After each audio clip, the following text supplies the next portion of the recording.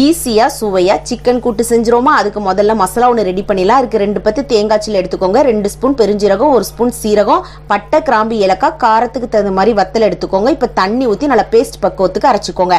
இப்போ ஒரு கடாயை சூடுபடுத்தி 3 ஸ்பூன் எண்ணெய் சேர்த்துக்கோங்க.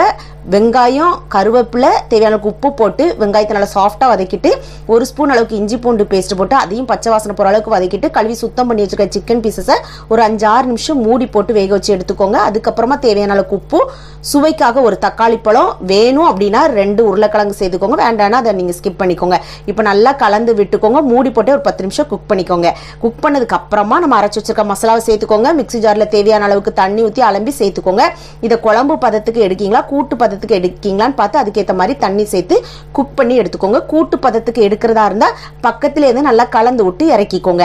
இறக்கும் போது கொஞ்சம் கொத்தமல்லி தலை தூவிக்கோங்க. ரொம்பவே டேஸ்டியாக இருக்கும். கண்டிப்பாக செஞ்சு பாருங்க. என்னுடைய வீடியோ பிடிச்சிருந்துச்சுன்னா சப்ஸ்கிரைப் பண்ணிருங்க.